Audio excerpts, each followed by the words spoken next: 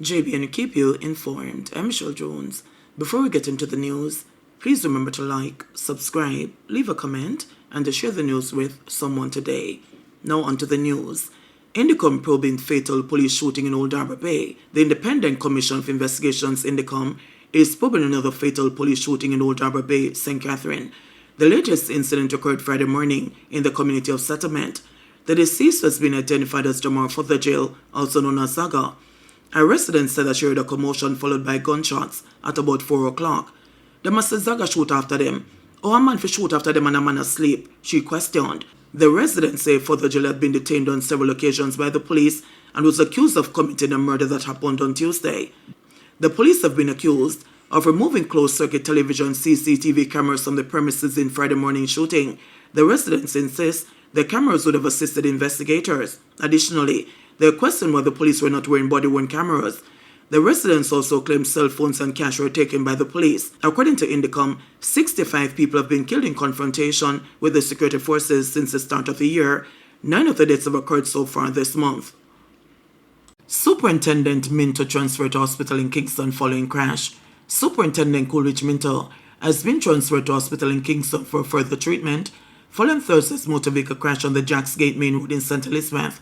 The crash occurred at about 4 p.m. Superintendent Minto, who heads the St. Elizabeth Police Division, had been admitted at Black River Hospital after complaining of chest pains, while a woman and a child were treated and released. It was reported that Superintendent Minto was traveling westward along the Jacks Gate Main Road when the driver of a pickup slammed into his vehicle. The collision resulted in the deployment of the airbags in the superintendent's vehicle. Superintendent Minto and 2 occupants of the other vehicle were taken to hospital. The driver of the pickup was warned for prosecution. Sub-officer in charge of the St. Elizabeth Division, Sergeant Albert Simpson, cautioned motorists traveling on the Jacks Gate Main Road. The Jacks Gate Main Road can be very slippery whenever it rains, so we're just asking motorists to be extremely very careful when descending this terrain, he urged. Taxi operator charged for injuring policeman during traffic stop in downtown Kingston. The Kingston Central Police have charged a taxi operator for allegedly injuring a policeman along King Street in downtown Kingston on Wednesday. He is 36-year-old Sean Gray of Windsor Heights in Central Village, Spanish Town, St. Catherine, who is charged with assault of common law and assault occasioning bodily harm. The police report that at about 1:18 p.m., the policeman was on traffic duty in the area with a service motorcycle when he observed Gray, who was driving on the step wagon, commit a traffic breach. On seeing the breach, the policeman approached Gray. However, he drove the vehicle into the path of the cop while using it to pin him between 2 vehicles, according to the police. This resulted in the policeman being injured on his right foot and right thumb. The policeman defended himself and fired shots in the direction of Gray. However, he was not hit, according to the police. Gray then escaped, but was later caught and charged. He is scheduled to appear before the Kingston and the St. Andrew Parish Court on Wednesday, March 26. No immediate concerns of ministers losing visas over restrictions on Cuban doctors, says Tufton. Health and Wellness Minister Dr. Christopher Tufton says he sees no immediate danger to the U.S. visas held by government ministers arising from the Trump administration's stance on Cuba's medical missions program. The U.S. government says it will apply visa restrictions to Cuban and foreign officials believed to be encouraging the Cuban labor export program. Dr. Tufton says discussions are being held on the implications of the policy for the approximately 400 Cuban nationals working in Jamaican hospitals.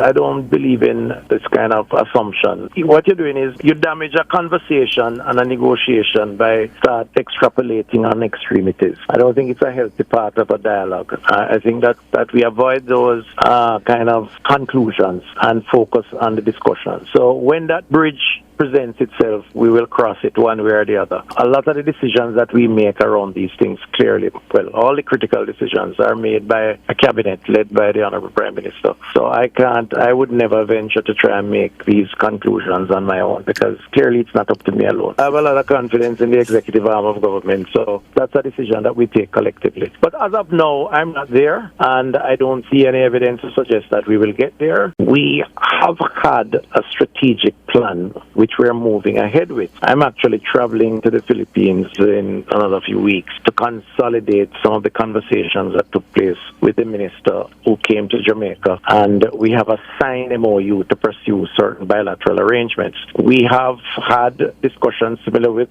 Nigeria, and in fact, we have approvals for some faculty to come in and nurses. I met with them last week. I met with the Indian High Commissioner this week. There are some conversations around that. There's a possibility I could be there also. The point I'm making is that we are not going to surrender or give up in terms of efforts, and if it means a void is created, we will have to find a way to fill that void. Mother and stepfather plead guilty in abuse case of 7-year-old boy.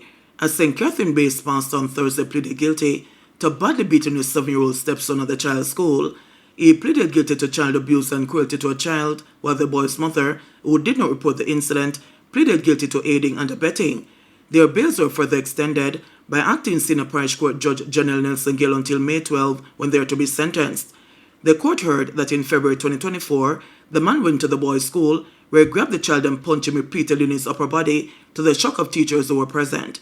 A report was subsequently made to the Police's Center for Investigation of Sexual Offences and Child Abuse, which launched an investigation. The pastor was arrested at his church while he was delivering a sermon.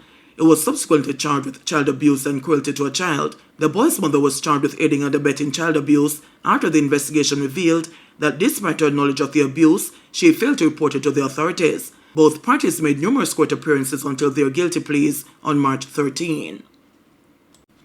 2 Britons arrested for cocaine at NMIA. 2 British nationals were on Wednesday arrested for attempting to smuggle cocaine through the Norman Mann International Airport, NMIA in Kingston. About 4:25 p.m., investigators assigned to the Firearms and Narcotics Investigation Division were conducting security checks for passengers boarding a British Airways flight destined for London.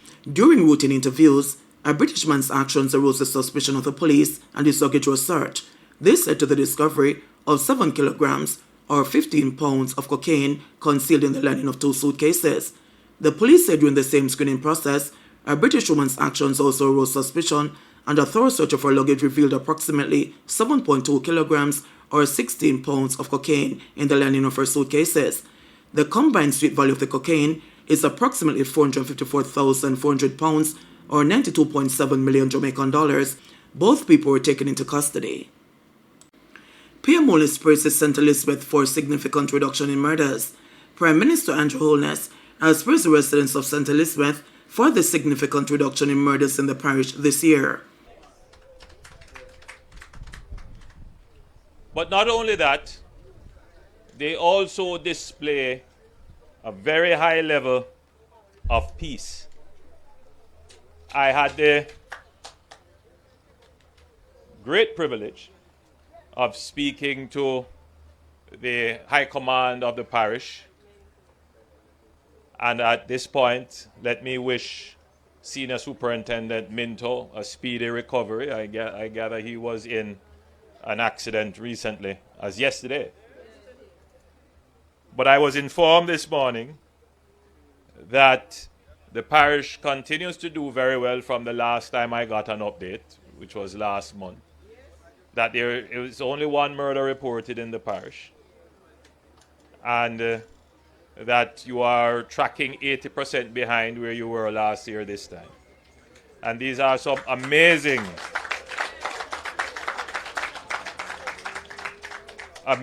statistics. It goes to show that peace is achievable. Peace is possible. None of you here, I can say with a great sense of certainty, is causing, creating, or contributing to crime and violence in your parish. It is but a few,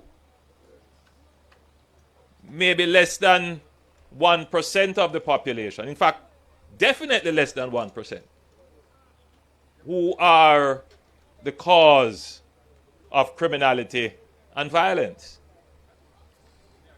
All of you are decent, law-abiding citizens, captured by a few troublemakers.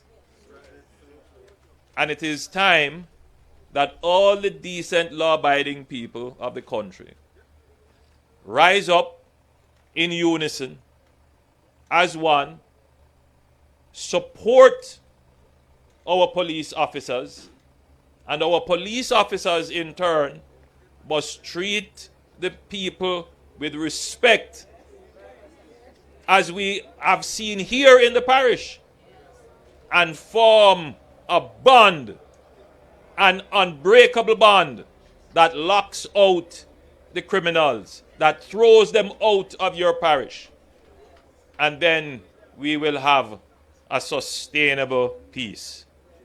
It requires all of you to be wardens of this peace. What we have achieved in the parish can continue if all of you here commit